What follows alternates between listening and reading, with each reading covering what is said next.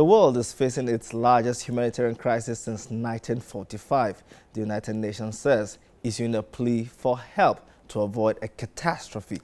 UN's humanitarian chief Steve O'Brien said more than 20 million people face the threat of starvation and famine in Yemen, Somalia, South Sudan, and here in Nigeria. In part 2, we'll bring you the latest on the diplomatic row between Netherlands and Turkey. I am Segun Ojumu. Hindsight starts right now.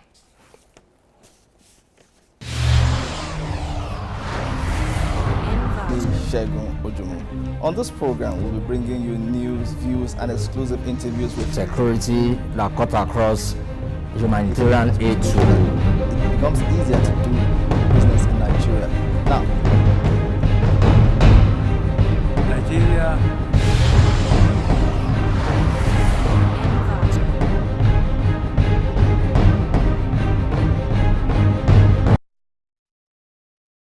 The humanitarian crisis the world is facing at the moment was last seen in 1945.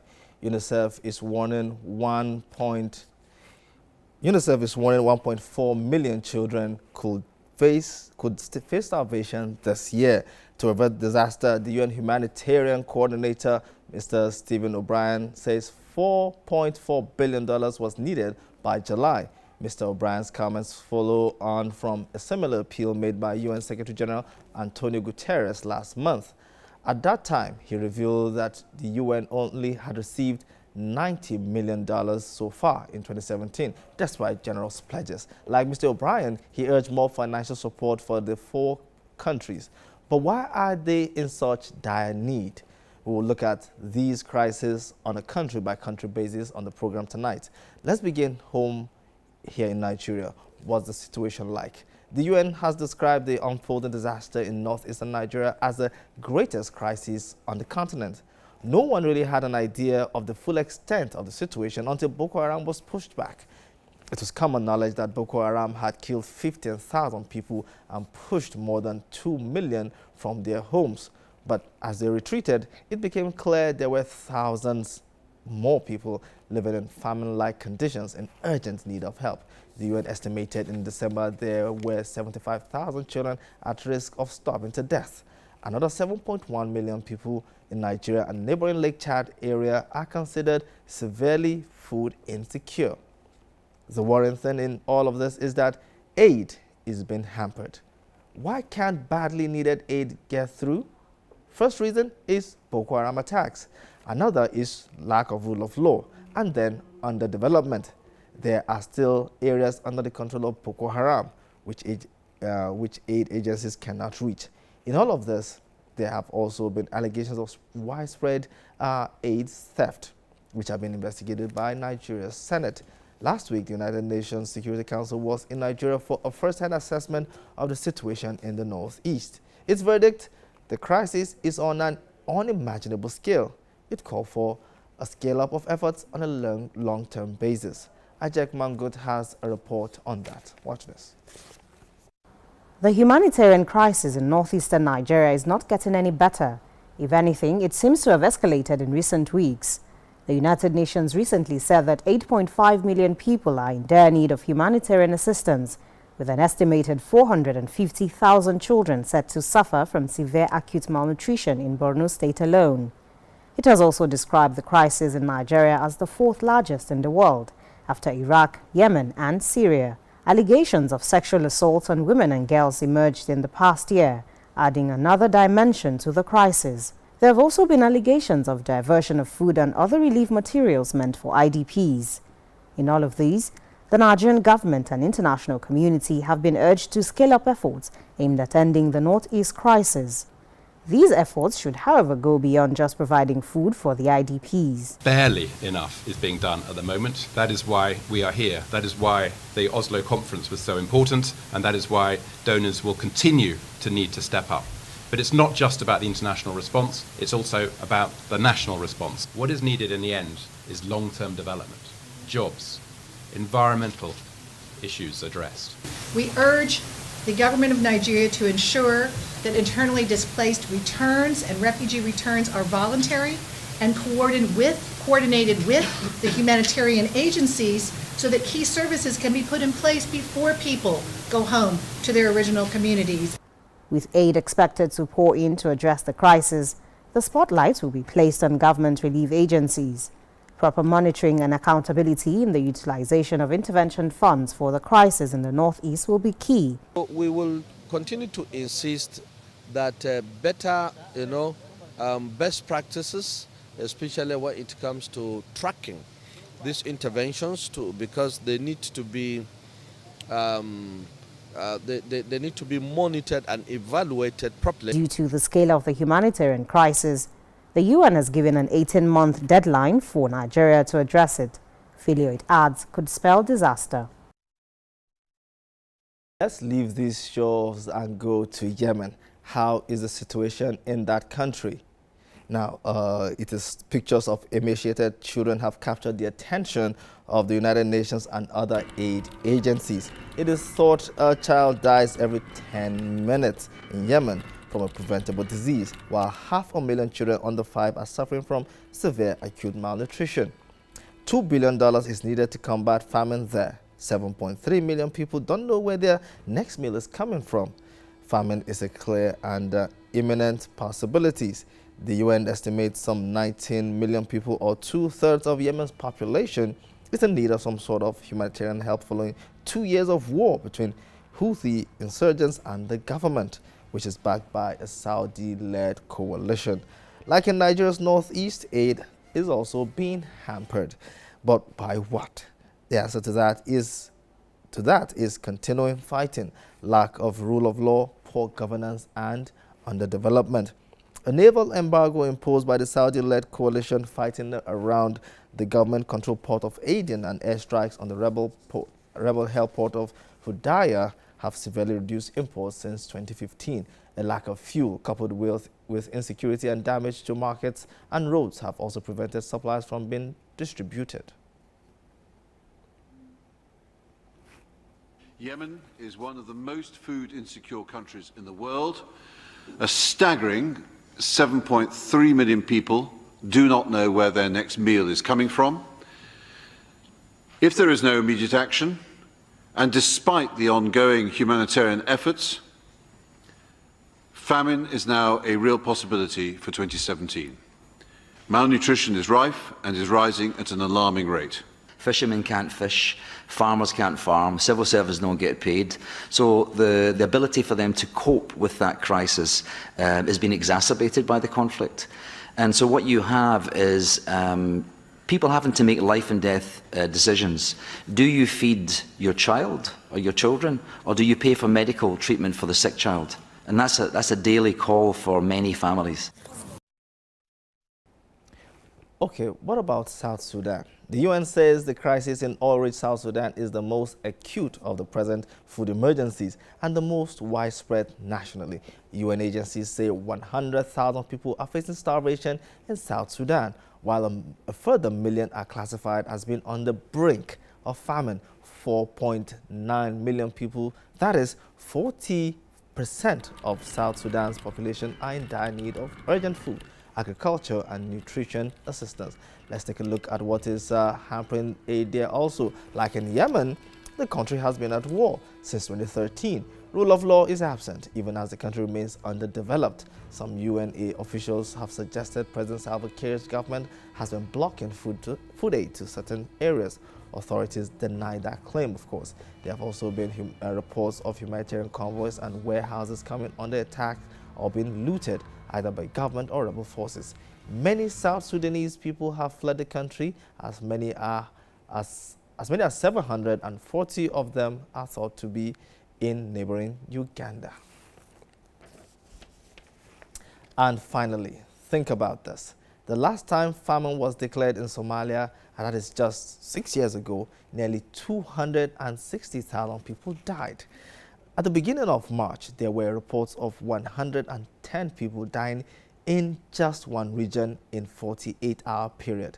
The fear by humanitarian groups is that this could just be the beginning. A lack of water, blamed partially on El Nino weather phenomenon, has killed off livestock and crops, leaving 6.2 million people in urgent need of help. Now, Here again is still Steve O'Brien delivering a stark warning at the UN a few days ago. Let's hear him.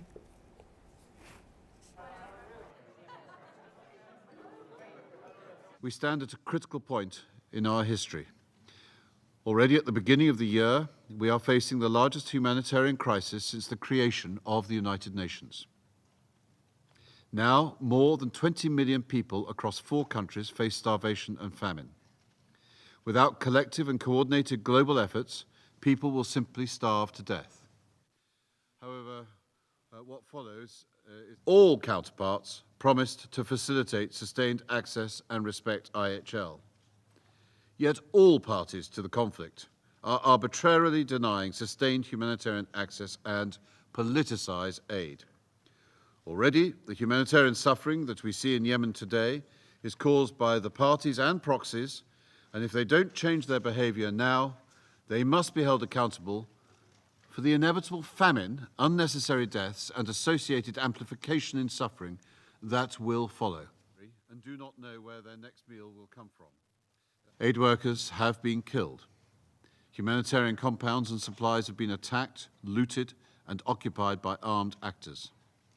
Recently, humanitarians had to leave one of the famine-affected counties because of fighting. Assurances by senior government officials of unconditional access and no bureaucratic impediments now need to be turned into action on the ground. All 4 countries have one thing in common: conflict. This means that we, you, have the possibility to prevent and end further misery and suffering. The UN and its partners are ready to scale up, but we need the access and the funds to do more. It is all preventable. It is possible to avert this crisis, to avert these famines, to avert these looming human catastrophes. Up next, we have a video of the Secretary General of the United Nations, Antonio Guterres, in Somalia. Take a look.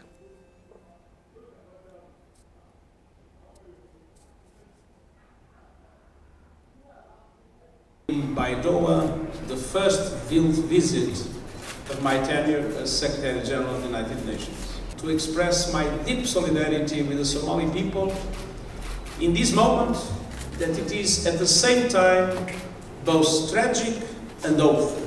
But this is also a moment of hope. It's a moment of hope because Somalia is turning the page. A new president was elected. A new prime minister was appointed. There is a very strong commitment to enhance security and at the same time to enhance the capacity of the government to start to provide effective services to the population, requiring for that, of course, the solidarity of the international community. Assalamu alaikum.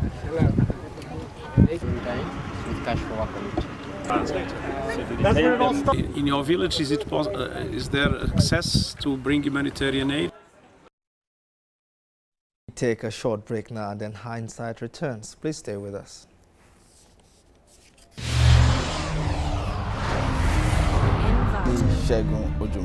On this program, we'll be bringing you news, views, and exclusive interviews with security that cut across humanitarian aid to. It becomes easier to do business in Nigeria.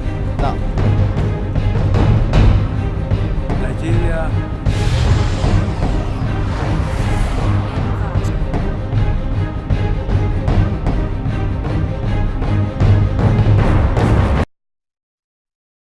welcome back. Let's go to Europe now, where the diplomatic row between the Netherlands and Turkey shows no sign of slowing down. In a new twist, the Turkish Foreign Ministry has rejected a call by top EU officials to show restraint in the row with the Netherlands over political campaigning. Specifically, it described as worthless an appeal by EU Foreign Policy Chief Federica Mogherini and EU Enlargement Commissioner Johannes Hahn. The row erupted a few days ago after the Dutch barred Turkish ministers from campaigning among expatriates for a referendum. The referendum will controversially boost the Turkish president's powers. In response to the Dutch move, Turkey barred the Dutch ambassador from returning to Ankara and suspended high-level political talks, while the Turkish President Recep Tayyip Erdogan accused the Dutch of using Nazi tactics.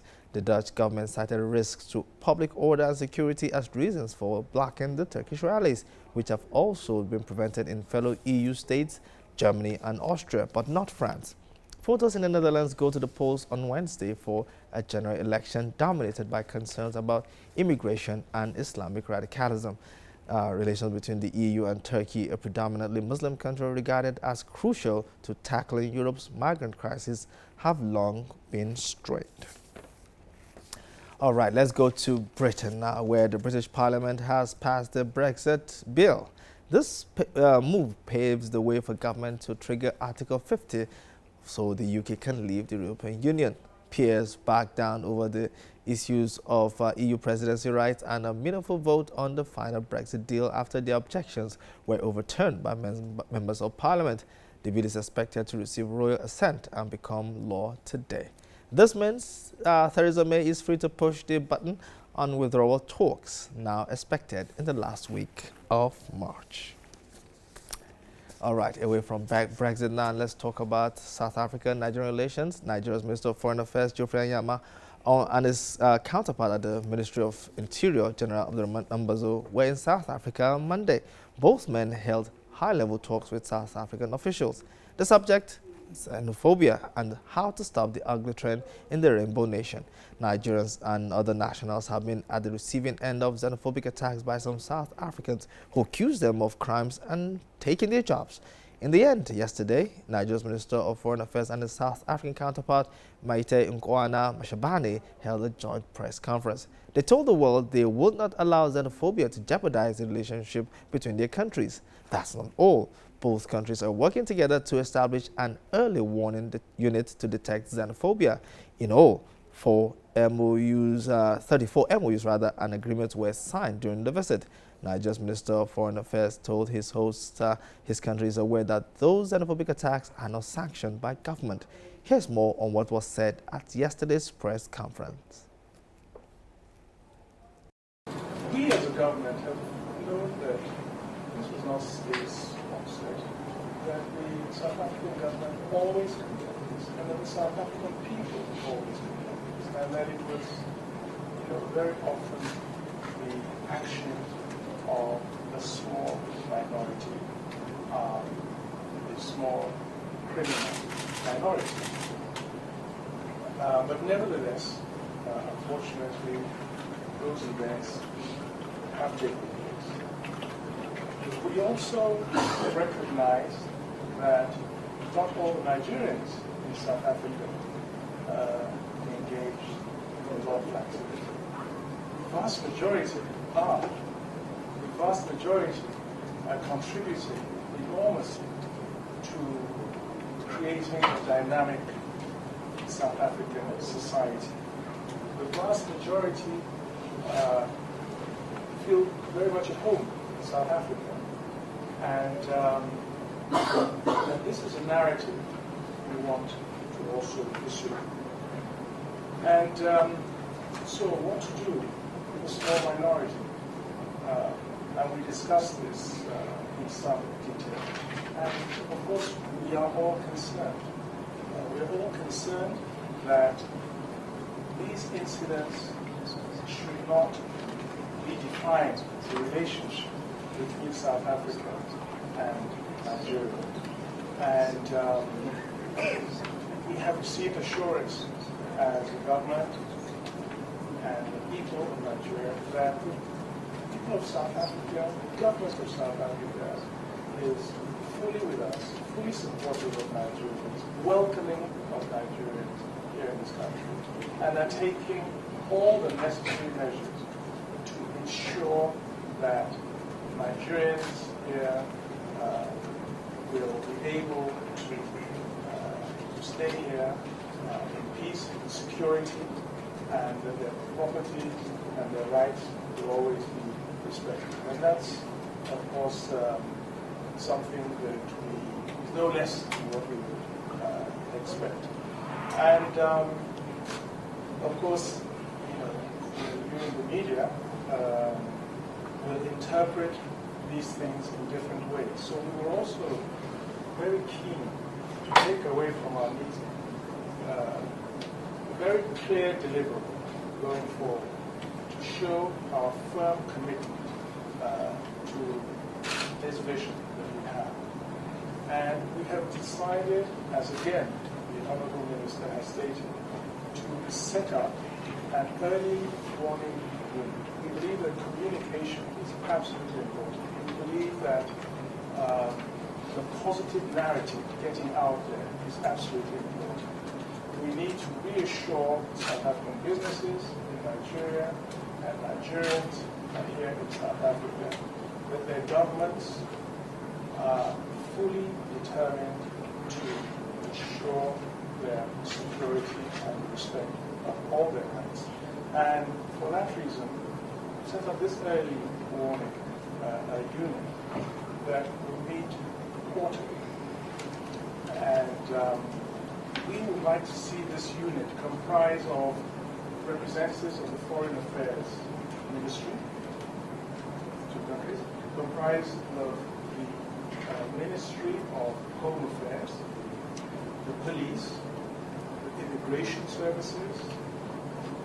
We would like in South Africa for there to be a place there for the Nigerian Union in South Africa and the High Commission and the Consulate. And this will also be reflected in Nigeria for the Nigerian business community, for the South African business community in Nigeria to also have a representative on this early warning unit that we set up to meet in both countries every 3 months.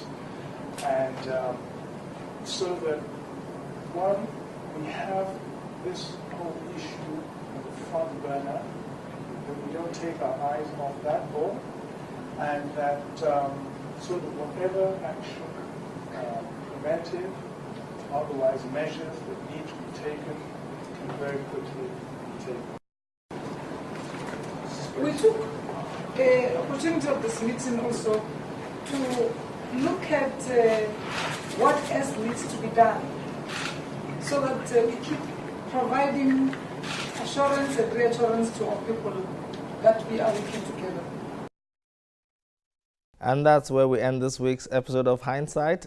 You can get in touch with us on Twitter, the email address on your screen. From me, Shegun Jumu, and the rest of the team, it's goodbye for now. See you again next week.